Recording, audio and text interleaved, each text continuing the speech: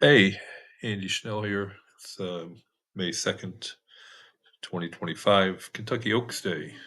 And uh, even before the day got started, it was quite frustrating. I wasn't able to post my regular tout sheets on my website. Uh, got an error message and trying to access my worksheet, and my programmer wasn't available to try and sort things out in time. So all I could do was post my selections both for Churchill and for Belmont at Aqueduct on the homepage of my website, and also made a video posted on YouTube to give up my selections for the day. And on the video, I mentioned three horses that I preferred, and I would wager on the Oaks card, looking for a bit of a price. In race 5, um, was Will Then, who, as you see on the result chart there, finished fifth at 6.51 to 1. And my second choice came in race 9, but that horse was scratched, and which only left us with um, race 13, uh, Agia Marina, who showed some early speed and absolutely just quit and finished dead last, finished 13th at 19.34 to 1. So, uh, looking at the bankroll, and if you're new to my channel, I started with a $500 bankroll around Breeders' Cup last November, and the amount of the wager is always 1.5% of what's in the bankroll. And um, when lucky enough to cash a ticket, 7% of the profit is taken out of the bankroll and put into the piggy bank, the far right column. So if you add the bankroll and the piggy bank together, uh, actually just in the last couple of days is the first time I've been in losing territory. So certainly look to change that around. But hey, if it takes 6 months to show a loss, that's pretty darn good. I'm very happy with that money management strategy. Um, so going to the Kentucky Derby, we might as well make that the play of the day. I mean, that's why not? And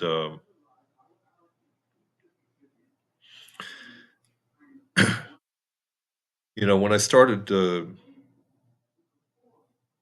creating my unique sire stats and broodmare sire stats and trainer stats, um, I thought for sure I'd have a leg up and do really well in the Kentucky Derby. Um, but that just didn't turn out to be the case, and it frustrated me for years. And took me quite a while to really come up with what seems to be the proper explanation. And that's the reason why you're looking at the diagram of the bell curve, a normal distribution in statistics. Now, I'm not going to go crazy on statistics with you, but I think most of you have heard of this bell curve idea, that for any population, 80% of the population, that fat part of the curve, are going to do things very similarly. And then on either side of the fat part of the curve, that those low ends on either side is uh, kind of the outliers that don't fit into the vast majority. And when you look at all the foals by a given sire, uh, and they can have hundreds of foals, and all their winning performances, 80% of them are going to fit in that fat part of the curve, and that's where my statistics are extremely useful and helpful. Um, but there's always going to be some underachievers, and there are going to be some overachievers, and nobody could argue that all the horses in the Kentucky Derby are overachievers, regardless of who their sire is. And through the years, I mean, it just absolutely drove me nuts when horses like Smarty Jones won the Kentucky Derby. It was like, well, no other foal by his sire had ever won at 9 furlongs, much less 10 furlongs. It just was absolutely insane, and that happened any number of times. But Smarty Jones was an overachiever, and there's no way to gauge an overachiever, how much they're going to overachieve. And so that holds true really for every entrant in the Kentucky Derby. And my statistics are of very little help. Uh, it's better to look at how these horses have performed to date, and and use their past performances to gauge the likelihood that they're going to win the Kentucky Derby. So there's my little theory on why the Derby is so incredibly tough. And of course, the other reason is that they're 3-year-olds, and that's the human equivalent of about a 9 or a 10-year-old human. These horses are still maturing and getting bigger and getting stronger, and uh, they're not going to be very consistent a lot of the times, and we really honor those young horses that can be very consistent, um, winning race after race at a young age. So those are few and far between. Um, so. Um, Getting to the Kentucky Derby, I'm going to go with number 18, Sarvanty.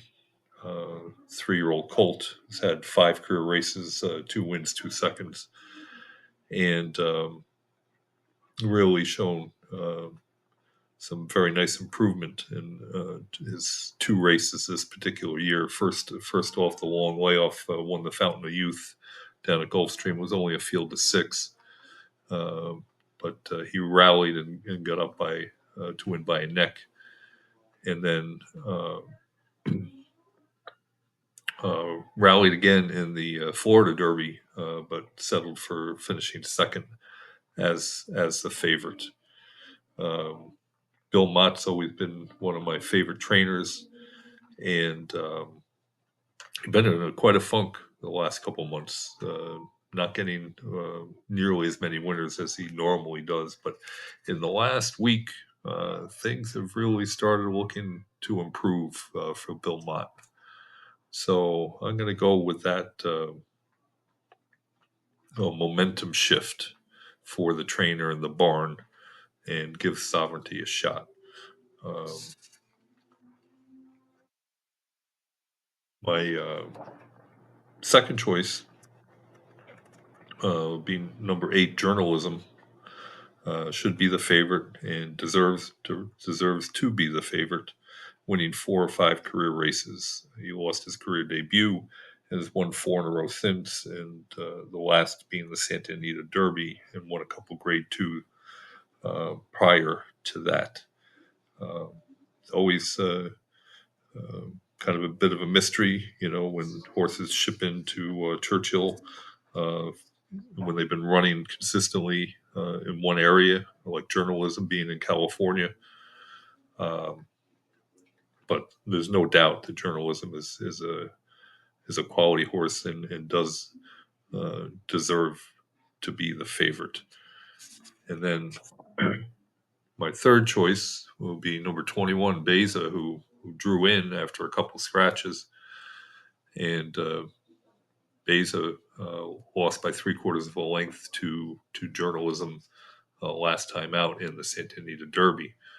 Um, Only had 4 career starts, and just the maiden win, but was a big effort last time against journalism.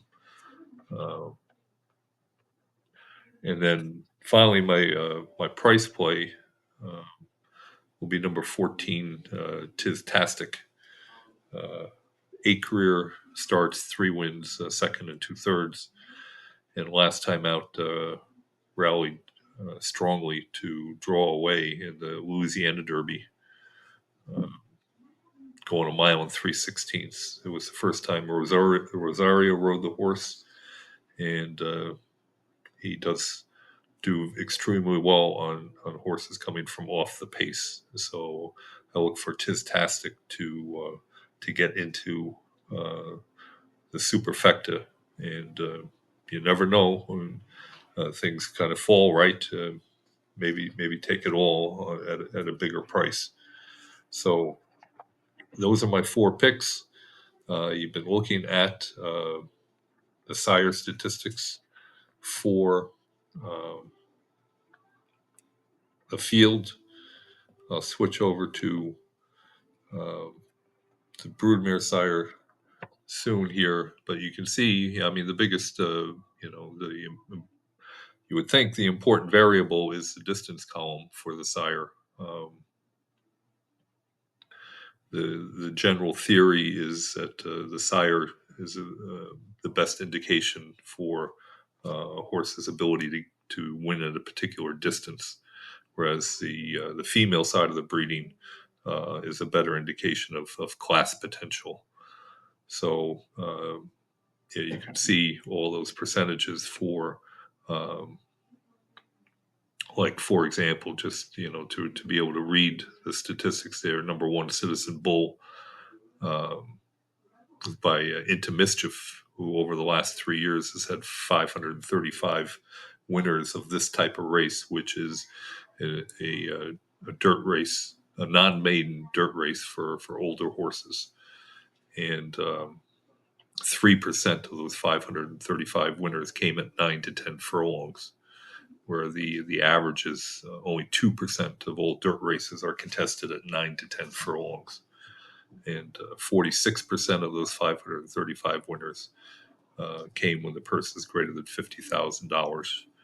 And the layoff figure is 105. The layoff figure is a normalized statistic, where 100 is average, 50 would be half of average, and 200 would be twice the average. And Citizen Bull is running on 28 days rest, puts them in the 23 to 36 day category. And so those 535 winners, the percent of winners in the 23 to 36 days off category is 5% above average. That's what the 105 would stand for. Uh, if you look and see a big layoff figure, like for American Promise, the fifth one down, 234, that would be better than twice the average for getting winners on 37 to 60 days rest, because American Promise is going on 49 days rest. So the foals by Justify are well above the average for getting dirt winners on 37 to 60 days rest. So that's a quick explanation of the statistics. And we go to the broodmare sire stats. Um, to me, the most important piece of data for the broodmare sires is the purse category, and the percentage of previous winners that came when the purse is greater than $50,000. And you see a range of 14 being the lowest for Twirling Candy, the broodmare sire of Flying Mohawk, and 42 being the highest percentage for Uncle Mo, the broodmare sire for journalism. There was 50% for Bayern next to last at the bottom, but that's only based on 10 total dirt winners that had Bayern as listed as the broodmare sire. So I would certainly put Uncle Mo in the number one position there, and that logically again says that there's great class potential for journalism, but we've already seen that with his wins on the track. But that purse column is a way of gauging, again, more so for your average day. You know, uh, this data is far more useful in a non-winners of one allowance race, let's say. Who's more likely to win that given race? That's when this data in the purse column really plays a huge role, far more so than dealing with a field of overachievers, as I said. And just to take a look at the um, trainer stats, um, you can see the statistics for the trainers, and no surprise that a good half of them get a huge percentage of their dirt winners at 9 to 10 furlongs, which is again no big surprise. Uh, so um, if you're new to the channel, Breeding Winners, my website, breedingwinners.com, all my information is free. The registration on the website is free. You can get these statistics for your favorite track. I do almost the the vast majority of the racetracks in North America. I generate these statistics for each racing day, and also provide my selections for the races in New York every day they race in New York, and of course for special days such as Kentucky Oaks and the Derby. And typically I'll handicap the Keeneland cards in April and October as well. So celebrating 30 years of Breeding Winners and 50 years as a handicapper. So I wish you the very best. Don't let anybody talk you off your Derby horse. Every horse has a shot. There's no doubt about that. So enjoy the day, have a lot of fun, and hope a number of you cash good tickets tomorrow.